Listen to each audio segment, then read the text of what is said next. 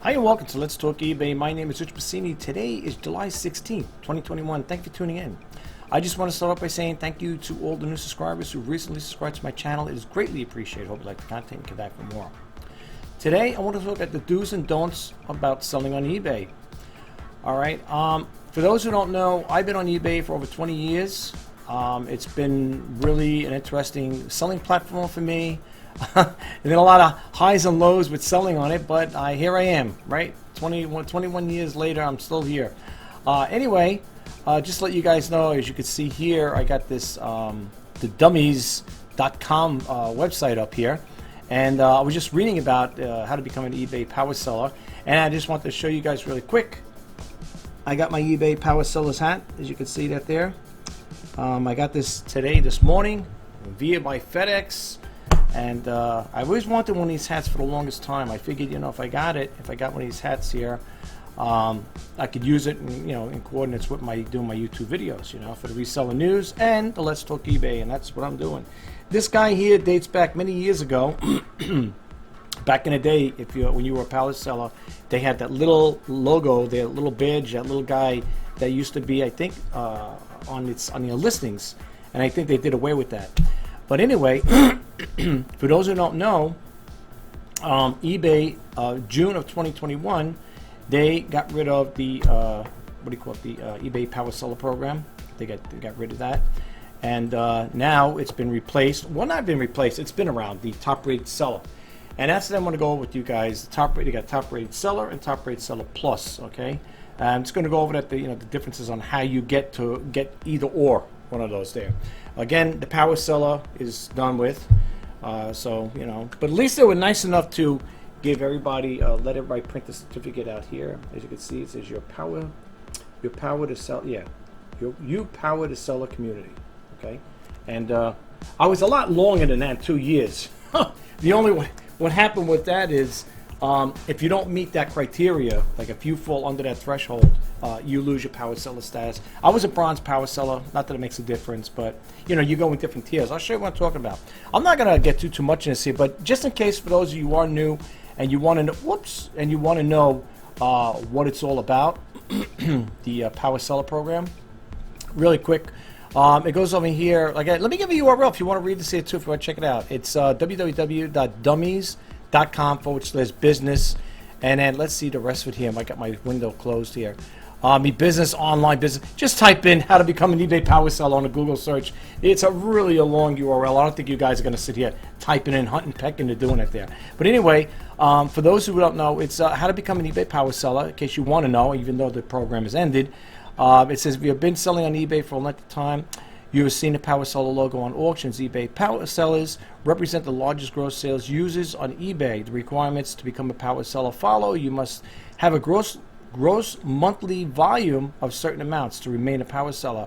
You must maintain the level of minimum gross sales for the past 3 months, and then it goes on to say, and keep a current with all other requirements. To advance the power seller chain, you must reach and maintain the next level of gross sales for the advantage, for an average of 3 months. I'm sorry. And then it goes on over here, just to skip around a little here. It goes on to say here, you must have at least 100 feedback comments with a 98% positive feedback to calculate your feedback percentage. And then I'm skipping around because, like I said again, I don't want to keep this video too long. Then it goes, you must maintain a minimum average detailed seller rating, DSR, of 4.60 or higher, all 4 DSRs, all right? So yeah, that's what you can have there. Detailed. That's the DSRs, the detailed seller ratings.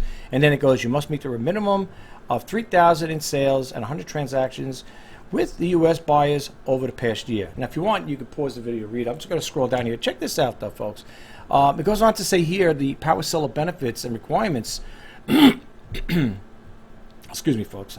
It goes on to say here for a bronze seller. Let's put it this way: for a bronze seller, it'll say the monthly GSM items sold. If you did 1,000 or 100 items, email, chat support, yes. Phone, then they give you the phone service. Whether you get it, no. The only time you'll get it is if you're a gold, power seller, then you'll get some. And if you're platinum and titanium, then you get it. Today, that's totally different now. Today, you could contact eBay. You could have them call you back. You know, you don't even have to get on the phone and call them. They'll call you back. So a lot of things have changed with being on this eBay platform throughout the years. All right. But anyway, look at over here, the titanium. If you're a titanium power seller, look what you had to do in sales. Monthly sales, 150,000 or 15,000 items. And that's his email. Chat support, yes. Phone service, 24 hours. And your manager support, yes. You get that on both the platinum and the titanium. But as I said, folks, those are no longer with eBay. That program is gone. But anyway, let's look at the do's and don'ts about selling on eBay. Let's also talk about being a top-rated seller and a top-rated seller plus, in case you guys are wondering. What's the difference? And by the way, this is on eBay's platform. This ain't me making the stuff up, as you can see here. That's the eBay customer service over here. And it goes on seller levels and performance standards. So now, right now, what you see here in purple, they're referring to me. It says your current seller level is top-rated based on your current defect rate. If you evaluate it today, your seller level would be top rated. Your next evaluation is July 20th. You can review a detailed breakdown of your seller performance, on the seller dashboard.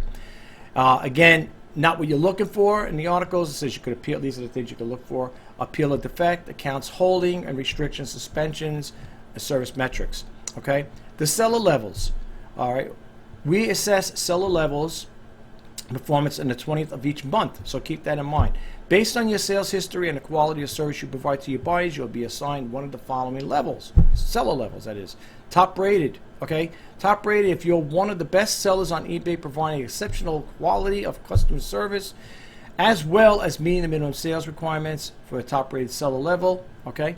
If you are the top rated seller, you will also receive be also eligible for a top-rated plus, listing the benefits as long as you meet the listing requirements. Then a little more in here. It says above standard, you're meeting the minimum standards for sellers looking after the customers well. Below standard, you're not meeting one of the minimum requirements for customer service quality. All right. So when you go on, we go a little more on here. It says becoming a top-rated seller. Again, you could read more into this here. It says becoming a top-rated seller indicates that you constantly deliver outstanding customer service. It also makes you eligible to receive prominent top-rated plus seal on qualifying listings. Okay.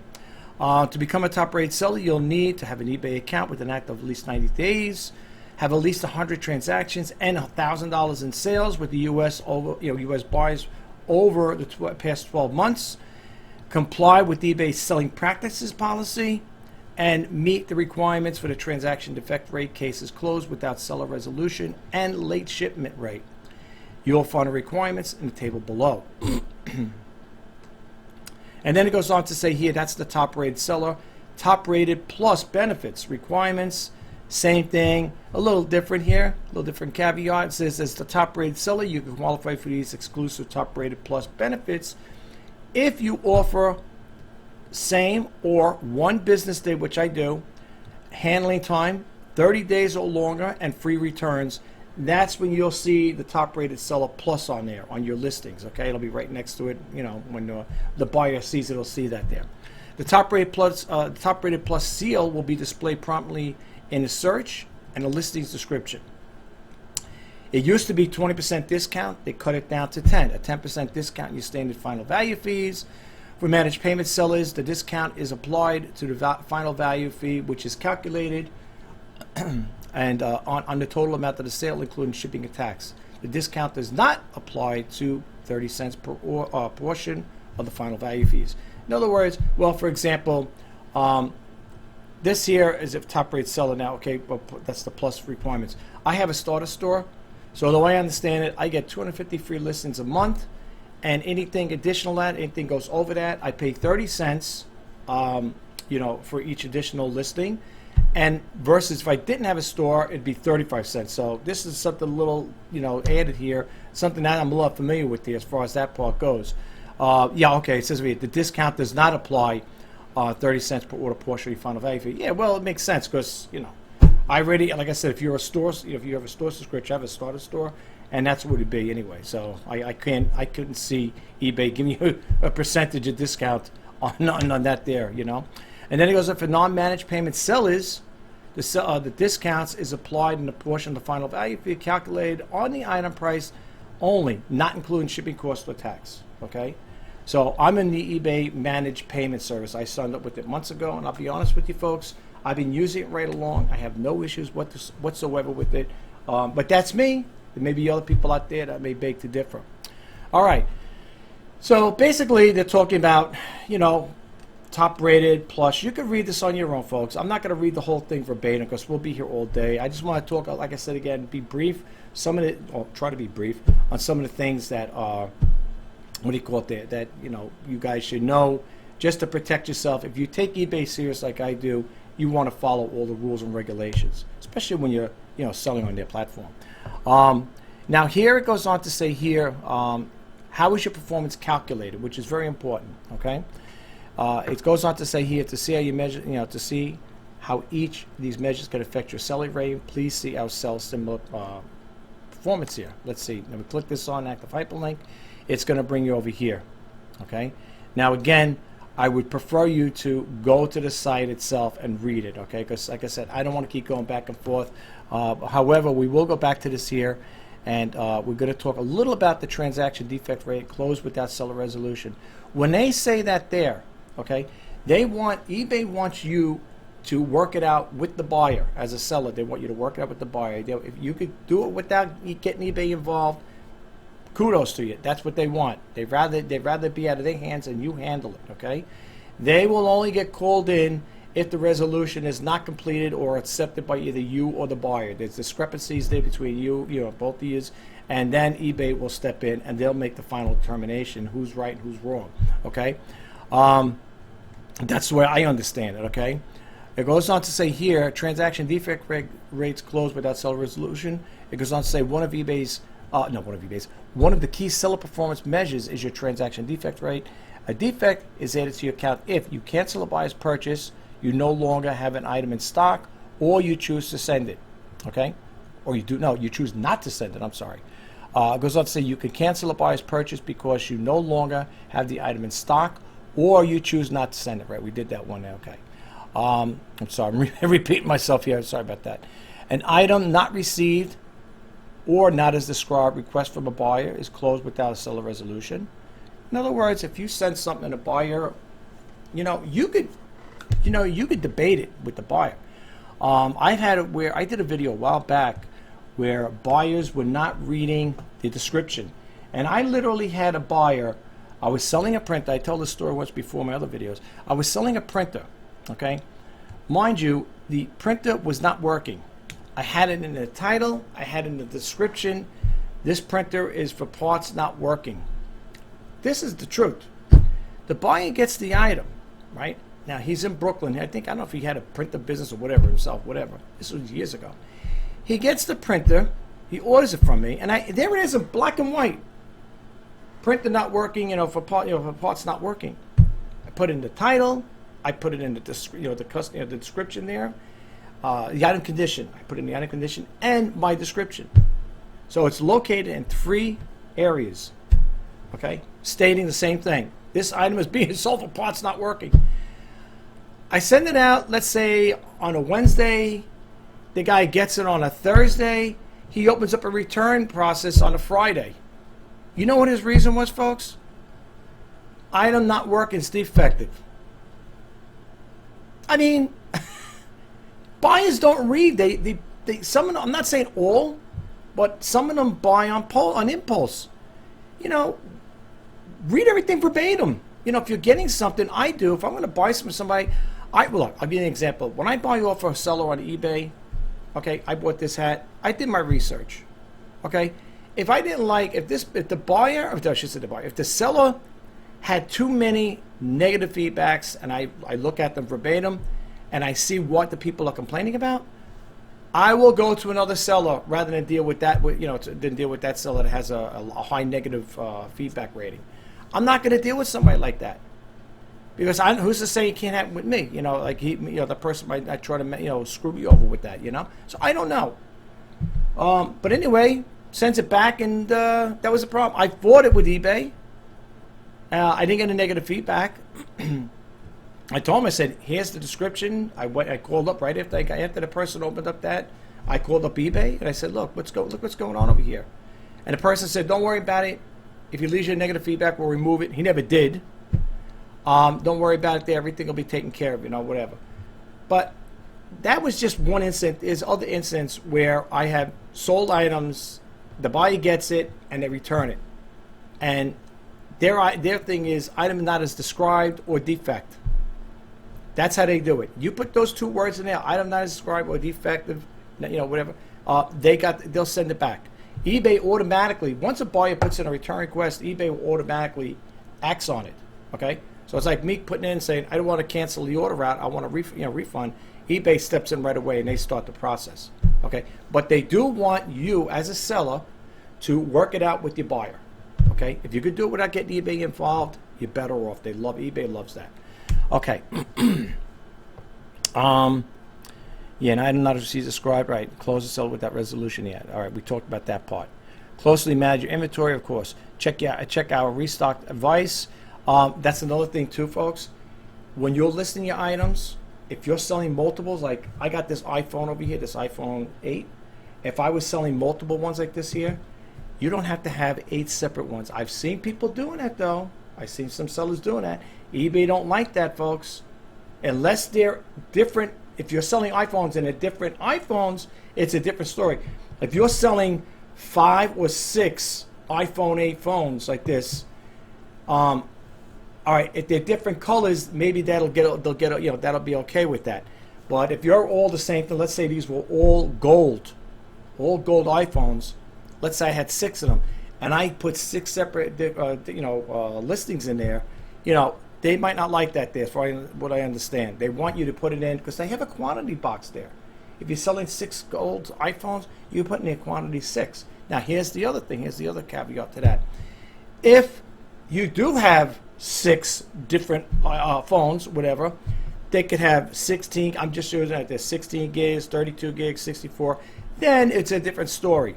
Unless you have it set up in there where you got 6 different phones. There is a way to do it. I see it. I don't know how it's done. I never went down that area yet.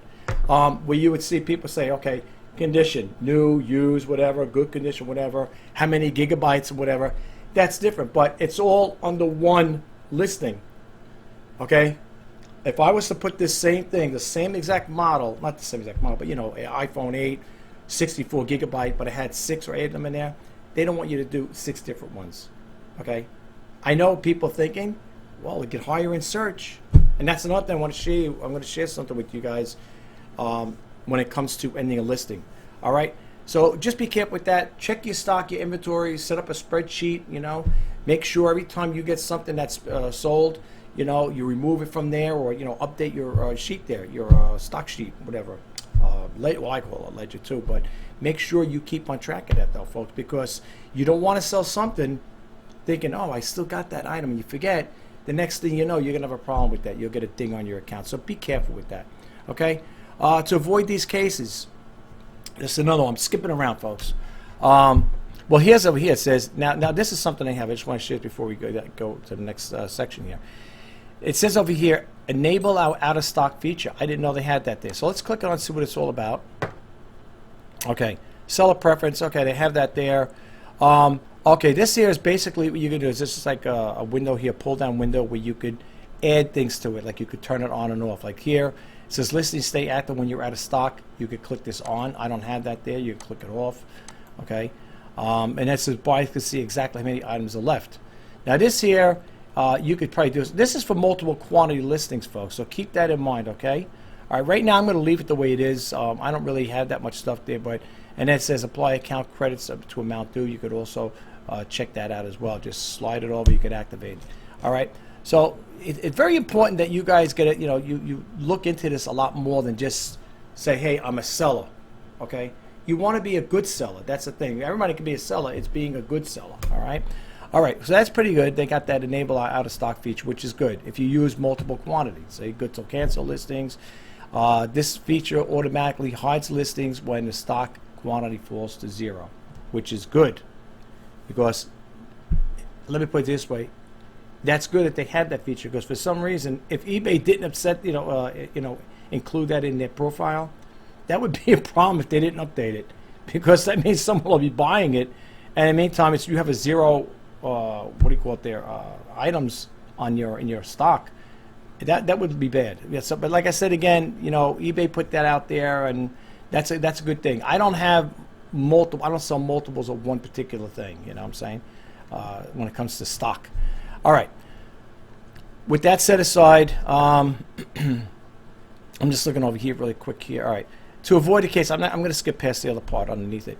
It says to avoid these cases, describe the item accurately. Use pictures that include specifics in your listing so buyers know exactly what to expect. I am a stickler with that. When it comes to that there, I can't say it enough in my other videos when it comes to writing descriptions. Be very definitive, and like I said again, you know, don't be too sure of yourself. Again, if I was going to sell this here, this iPhone, I always take the item I'm selling, no matter what it is.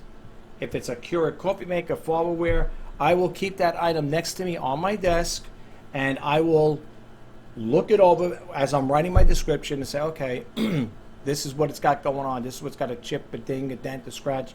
This way you put it in your description, and they know exactly what they're getting, folks. Don't try to hide it, because all right, some people I'm not saying haphazardly, but some people may forget, you know, oh, I had to do this. Try to stay focused on what you're doing, okay? As that saying goes, when I was in the IT field, pay attention to detail. Seriously, because, you know, it's the little things that cause the problems. Seriously, okay? It's the little things, the little intricacy things that will cause a problem for you later on. You know what I'm saying?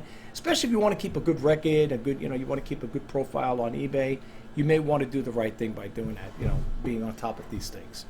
Okay. And then it goes here, use tracking. Okay, it says use tracking when possible. Follow our best practices for avoiding issues with buyers. Respond promptly to buyers' requests to prevent eBay prevent eBay needing to step in. Provide clear and return payment policies in your listings. Okay. Late shipments could affect you. Again, this is what could affect you. Give you defect rates. Late shipments. Tracking ensures the item was delivered after its estimated delivery date, unless there's an acceptance scan with your dispatch time to there's confirmation for the buyer on time delivery. Well, then it goes on to say the buyer confirms that the item was delivered at the estimated delivery date, unless there was an acceptance scan with your handling time, or there's delivery confirmation by estimated delivery date. And that's another thing, folks, I want to share with you guys. When it comes to selling higher end items, you got to know to have a threshold. I do. My threshold, as far as like setting items with signature delivery confirmation, is anything over $100. Anything over $100, I automatically, even if it has to come out of my old cost, I will put in there signature delivery confirmation. And the reason why I do that, folks, because when it's being sent to a person, especially near the Christmas holidays, I'm sure you heard about porch thieves, okay? We recently just installed a Ring doorbell thing there, right? So it records everything, like I said, you know, people coming to the house. Not that there's been any robberies around our area with packages, but just to play, you know, just to take a preventative measure, okay? But anyway, for those of us who don't have it, those type of situations, or maybe the buyer might not have it, my suggestion is, my threshold is anything over $100, I will send out with signature delivery confirmation. I think it's $2.65 or something like that. It's worth it. If you don't want to pick it out of your pocket, put it into your handling cost, okay? If you do offer free shipping, just include that cost in there, okay? And here's the other thing too. In your description, when it comes to high-end things, high-end electronics, jewelry, watches, laptops, whatever, in your description, in the body of the description at the bottom, just put in there, letting the buyer know that this item is going to be sent with signature delivery confirmation, and someone will be needed to sign for it. Okay? That will give the buyer a little indication. People say, yeah, but that might scare the buyer away, because suppose the buyer... Listen, protect yourself. Okay? And the reason why I say use signature delivery confirmation on certain items that you sell, costly items, is because even though people say, yeah, but it's got tracking, it doesn't make a difference. It doesn't make a difference. When a letter carrier gets an item, I see it here at our place. He gets the item, if it's big, bulky, whatever. He scans it in. You know, he's got that little scanner, the barcode scanner, whatever. He reads it in. Now it's logged into the United States Postal Service in their system, and he'll open the door and drop the package in there. Once he does that, he's done. He leaves the premise. That's it. Okay. So people say, well, if it shows it was delivered, yeah, it shows it was delivered, but somebody might have came up to the porch and took it. Okay. When it comes to items, now, what I like about USPS Priority Mail, they have, with this service, it's tracked and insured up to $50. Anything over that, you pay additional insurance. So at least the item is insured. If it does get lost or stolen or whatever, at least you got the insurance on, okay? Which is good to have. You might want to think about that on selling higher end items. I just want to get a little swig of water here, folks. You may want to do that on higher end items. Some people, you know, for $2 and change, whatever it is, it's a peace of mind, and it's an open and shut case, because if anybody was to open a case against you, say, I never received it, and you say, hey, wait a minute, somebody signed for it at this address. You know what I'm saying? They can't scam you that way. Otherwise, if you didn't have it there, they can say, I never received it. But people might say, contest and say, wait a minute, this here was, it shows it was delivered to your door. Yeah, it was delivered, but I never received it. maybe you got robbed. So think about it. Okay, number of defect rates that could affect your seller rating. Okay, this goes on here, transaction defect rate. Transactions with one or more defects listed below are subject to transaction defects, okay? Maximum percentage, they got it, all sellers 2%, eBay top rate sellers 0.5%. Maximum number of unique buyers affected by for seller status is affected, 4 for all sellers and 3 for top rate sellers. Here's the requirements. Again, you can read this here at your own leisure, okay? All right, there's quite a bit to read here, and I'm not going to read all of this. All right, you could always, you know, pause the video if you choose to do so. All right, let's close this window out and move to the next one. We already talked about the top rate seller. We already talked about this here, right? As a top rate seller, we already got that there. We already talked about that. We're going to bump out of that one there.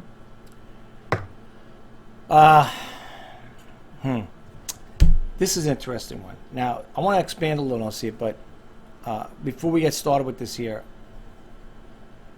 for those who are selling on eBay, you can, if at your own discretion, are allowed. I know they're going to say you're not. Well, this is in regards to you know, doing business on the outside. But let me explain something. Let's go to this one first, the end listing one. You are allowed to end the listing if you meet the certain requirements that's posted with the eBay. Okay, for example, ending a listing. Now I ended a listing, and I relisted it with Sell Simula. Now here's the thing. Let's read a line that says ending a listing.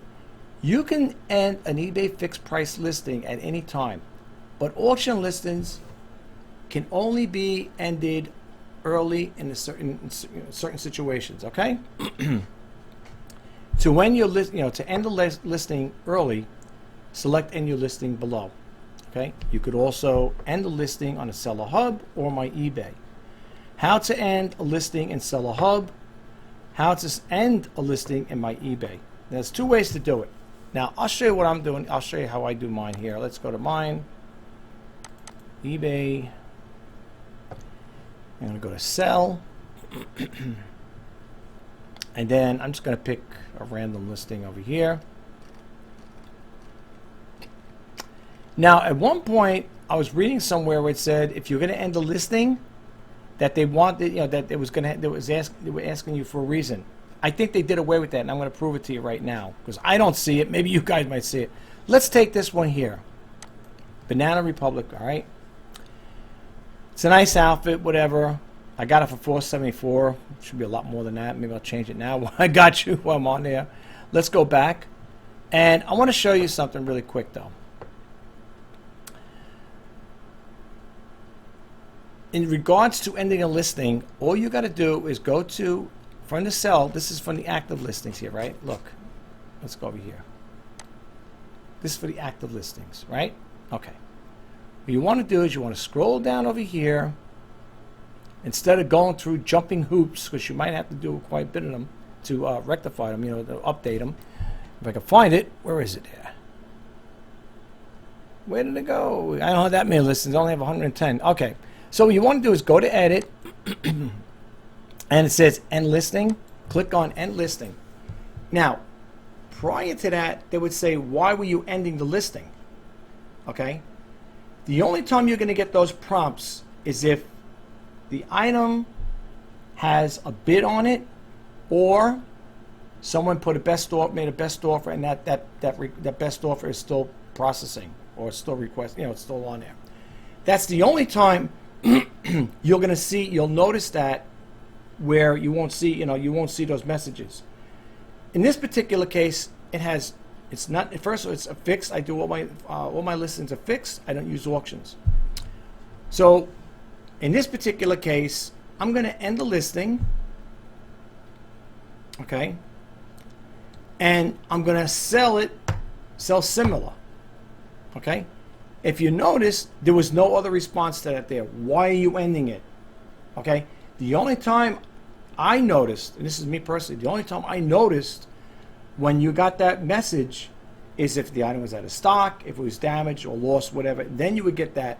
But when you have an active listing that's got nothing on it, no bids, no best offer, you could go in there and you know, what do you call it there, end the listing.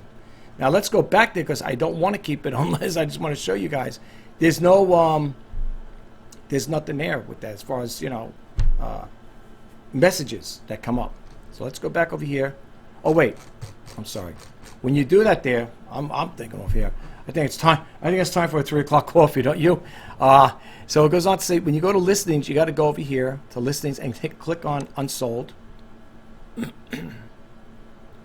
And you're going to see this here. All right, this is the one we right here we just did. Now, when you go over here, it says to relist. You click it on, and you want to hit sell similar. Now, what I was told, some people may bake it different with me. What I was told by the eBay teammate, when you relist the item, it gets a whole new ID number. Okay, and it gets considered as a new listing. I was told this here by an eBay teammate.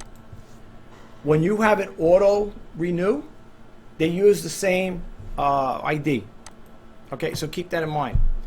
Now, this is good if you want to try to bring these things up in search. You would do something like this. Okay, you would use that feature. You would end it, and then maybe make any modifications to it, and then when you relist it again, do it under sell similar, and it's supposed to, from what I was told, put you higher in search. That's what I was told by a teammate. How true it is, I don't know. All right. Spill some water over here. My desk. My poor desk. Okay. Okay. So anyway, the other thing I want to talk about is ending a listing. Again, I don't know if I recapped on it, but I will. When it comes to ending a listing, you can, at your own discretion, you can end it. Okay. You could end the listing with no problem as long as there's no bidding on it and there's no offers on it, okay? So keep that in mind, all right? They give you a little instructions here, a little information. They tell you here, like this little chart here, when it comes to listing format, if it's fixed, time left is a time left in listing, not available. Listing state, with or without open offers. Can you know, can the listing be ended early? Yes. No bids. If it has no bids on it, yes, it could be listed. You know, you could end it.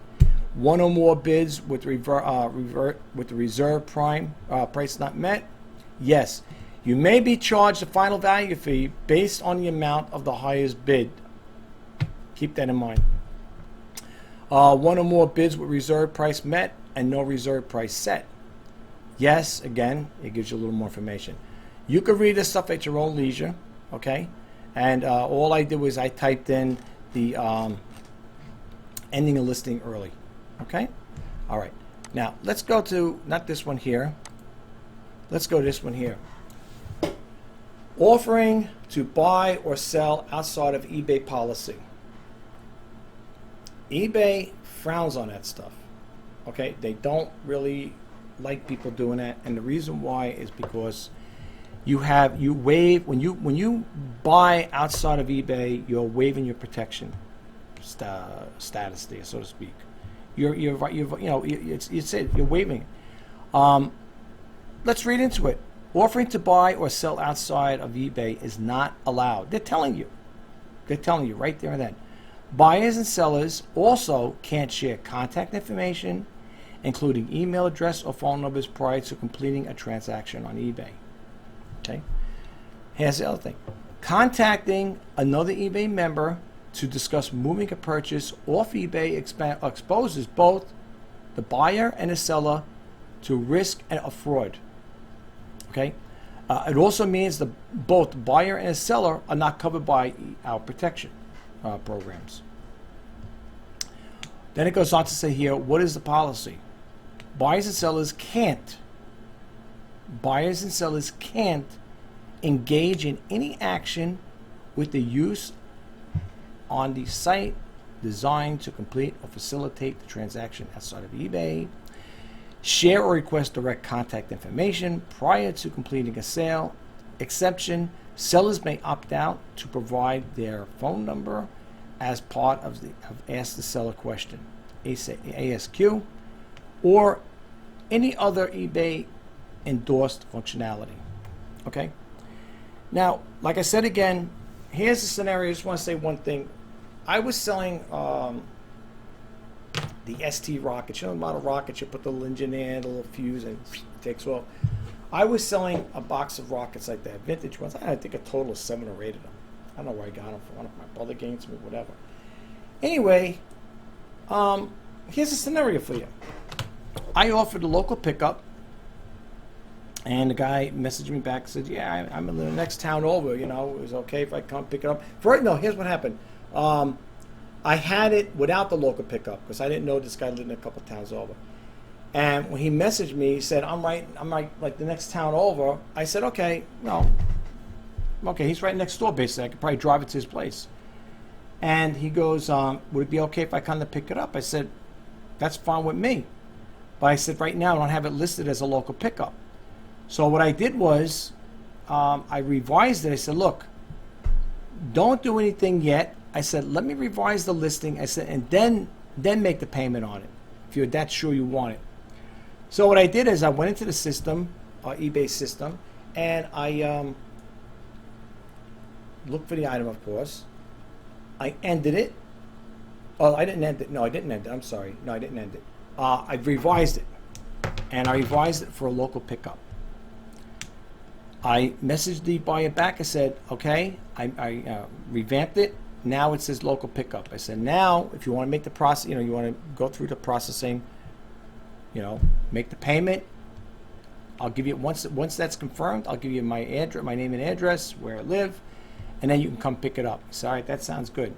So I did what he asked in that regard. He messaged me. He said, can I do a local pickup rather than have it shipped? He goes, I'm right next door to you, basically. I said, yeah, that's no problem. I understand.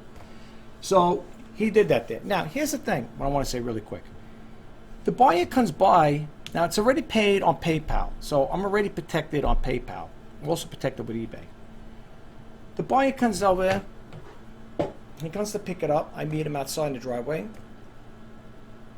By the way, do you have any more? Do you have any other rockets that you want to sell? At the time, I said, no, I don't have any more.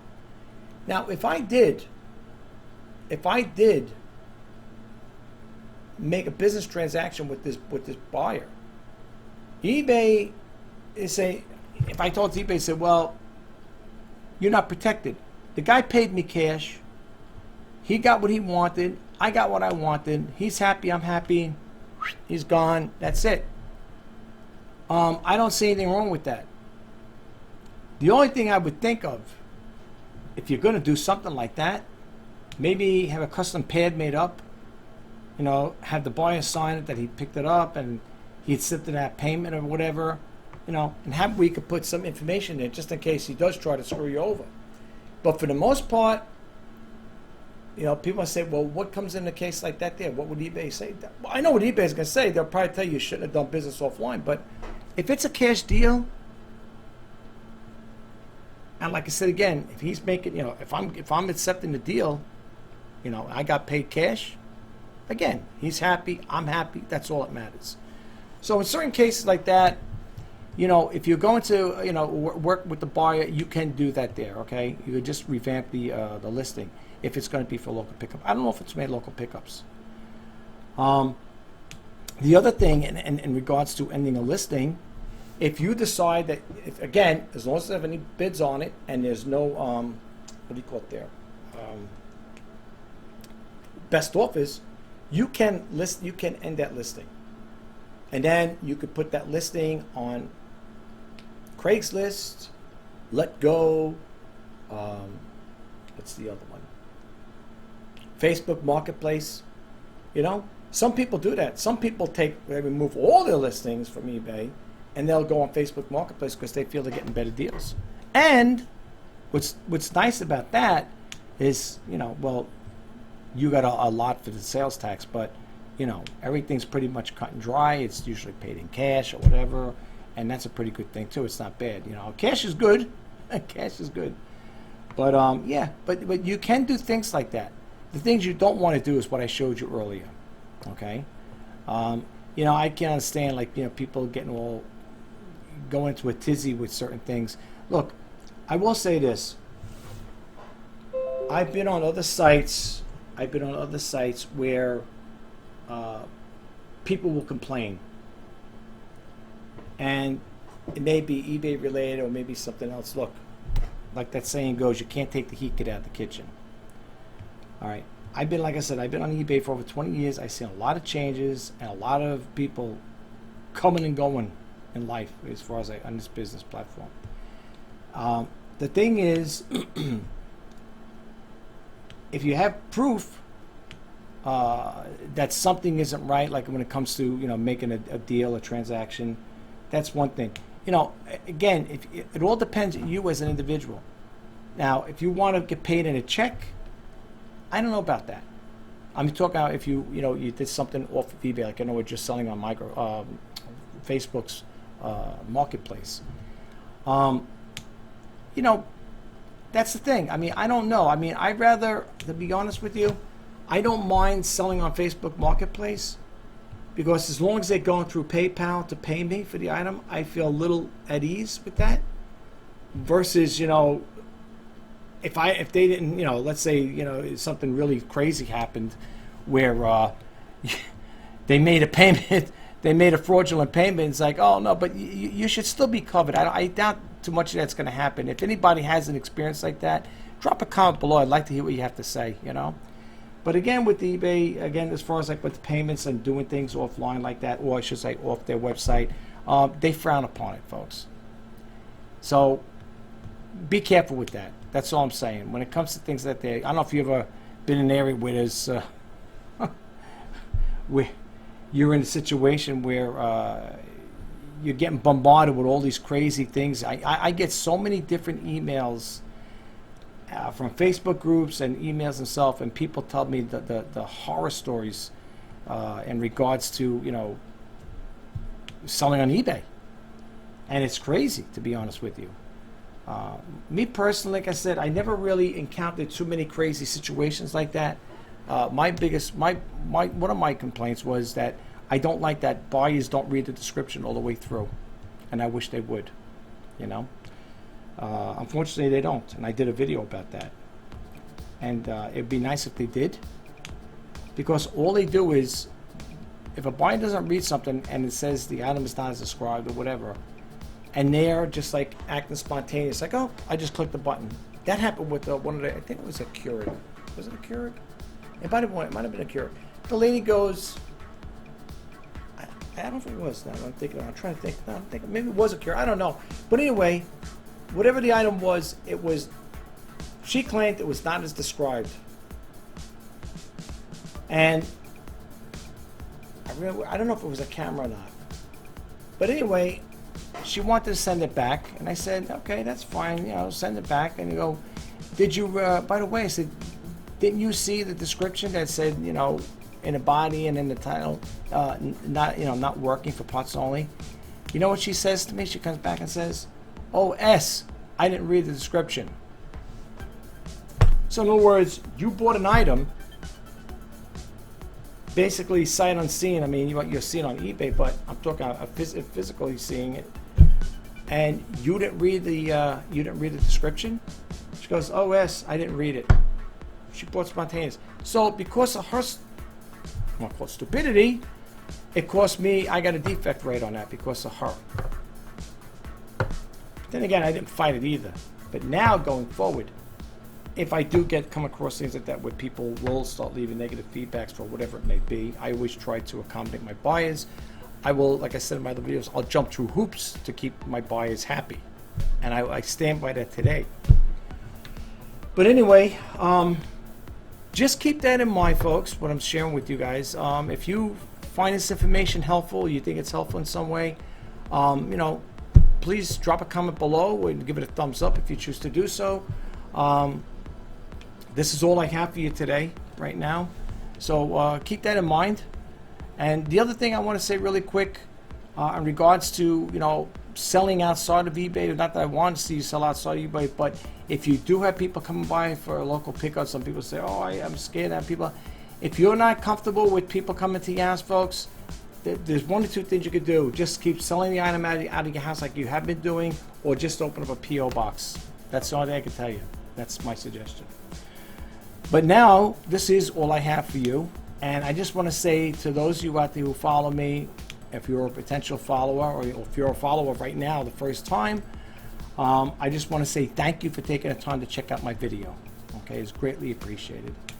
And lastly, as I always say in closing, if you are thinking about selling on eBay, or you are a seller on eBay, I am wishing you all the best of luck. Until next time, my name is Rich Pasini. Enjoy your weekend. Bye-bye for now.